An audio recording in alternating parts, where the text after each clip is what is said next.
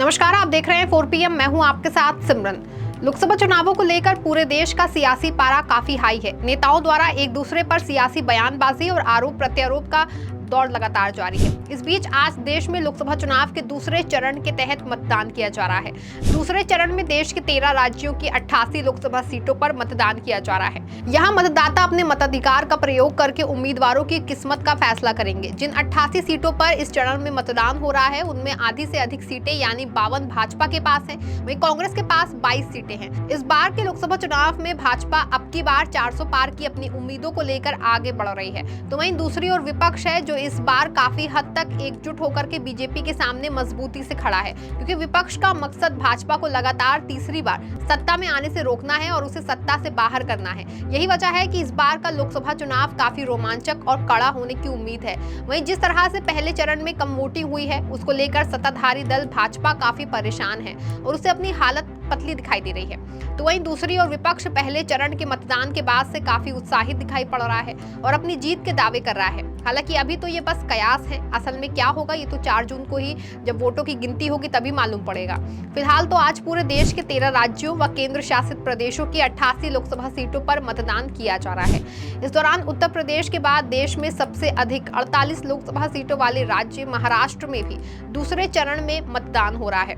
दूसरे चरण में मतदान की 8 लोकसभा सीटों पर वोट डाले जा रहे हैं। दूसरे चरण में जिन 8 सीटों पर मतदान किया जा रहा है, उनमें बुल्ढाना, अकोला, अमरावती, वर्धा, यवतमाल, वाशिम, हिंगोली, नांदेड़ और परभणी सीट शामिल है। इन 8 सीटों के लिए 16,589 बूथ बनाए गए हैं। इस दौरान 3 सीटों यवतमाल, वाशिम, हिंगोली और बुल्ढाना में शिंदे सेना और उद्धव सेना के बीच मुकाबला है, जबकि अन्य सीटों पर बीजेपी और कांग्रेस तो वहीं कहीं त्रिकोणीय मुकाबले की संभावना है। यवतमाल वाशिम सीट पर शिंदे सेना की राजश्री पाटिल का मुकाबला उद्धव सेना के संजय देशमुख से है। हिंगोली सीट पर शिंदे सेना के बाबूराम पाटिल कदम और उद्धव ठाकरे के नागेश पाटिल आष्टीकर।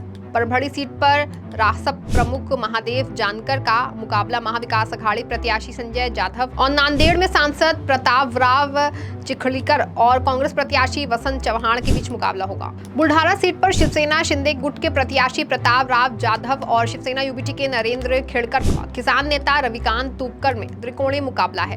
अमरावती में बीजेपी की नवनीत राणा, कांग्रेस के बलवंत वानखेड़े और प्रहार जन शक्ति के उम्मीदवार दिनेश के बीच टक्कर है। वर्धा सीट पर वर्तमान बीजेपी सांसद रामदास तड़स और शरद पवार के एनसीपी के अमर काले आमने सामने हैं। अकोला में बीजेपी से सांसद पुत्र अनूप धोत्रे, कांग्रेस के डॉक्टर अभय पाटिल और वंचित बहुजन अघाड़ी के प्रकाश अंबेडकर के बीच त्रिकोणीय मुकाबला है। फिलहाल आज के मतदान में तो मुकाबला काफी रोचक है और वोटिंग हो ही रही है, लेकिन आने वाले चरणों में अन्य सीटों पर मतदान को लेकर भी महाराष्ट्र का सियासी तापमान काफी गर्माया हुआ है।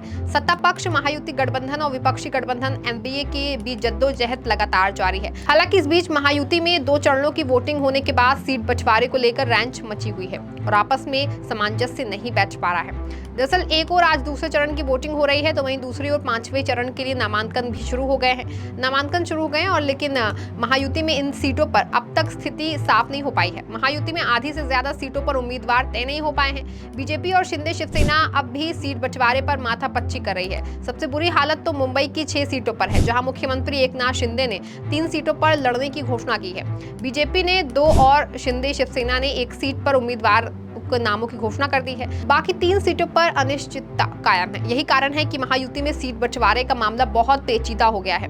शिंदे शिवसेना और बीजेपी में जबरदस्त खींचातानी मची है। हालांकि मुख्यमंत्री एकनाथ शिंदे ने साफ शब्दों में कई बार कहा है कि मुंबई की 6 सीटों में से 3 पर बीजेपी और 3 पर हमारी पार्टी चुनाव लड़ेगी। इसके अलावा सीएम शिंदे ने यह भी स्पष्ट कहा है कि ठाणे और कल्याण सीट पर भी उनकी ही पार्टी का उम्मीदवार होगा, क्योंकि उन सभी सीटों पर हमारी पार्टी का उम्मीदवार जीता था। दूसरी ओर बीजेपी अब भी कोशिश कर रही है कि दक्षिण मुंबई या फिर उत्तर पश्चिम मुंबई उसे मिल जाए। इतना ही नहीं, भाजपा तो ठाणे सीट हासिल करने के लिए भी मुख्यमंत्री शिंदे पर लगातार दबाव बना रही है।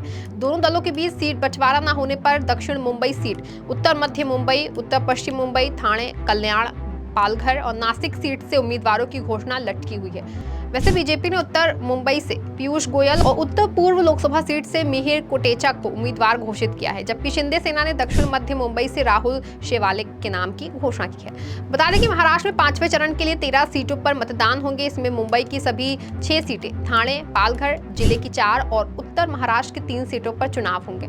इन सीटों के लिए आज उम्मीदवार नामांकन भरना शुरू कर दिया है। नामांकन भरने की आखिरी तारीख 3 मई है। नामांकन पत्रों की जांच 4 मई को होगी। 6 मई तक नाम वापस लिए जा सकते हैं। 18 मई की शाम 5 बजे तक चुनाव प्रचार होगा और 20 मई को मतदान होगा।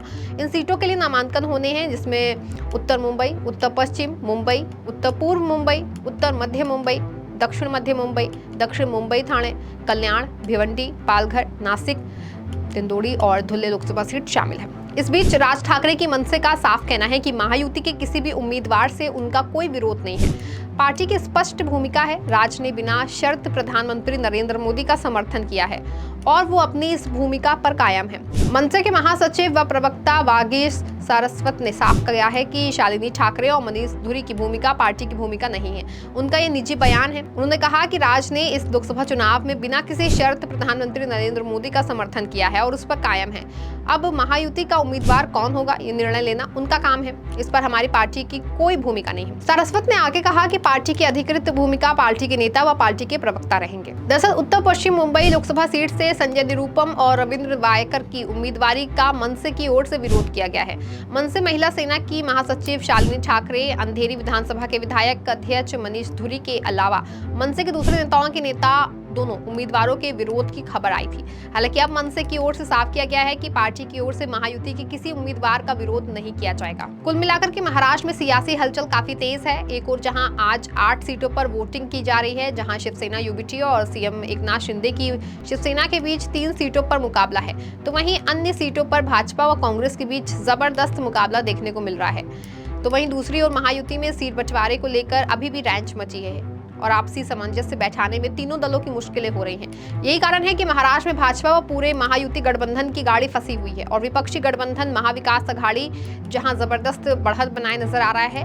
अब आगे क्या होता है ये तो आने वाले वक्त में ही पता चल पाएगा। इस खबर में फिलहाल बस इतना ही। तब तक के लिए आप देखते रहें 4 PM महाराष्ट्र। धन्यवाद।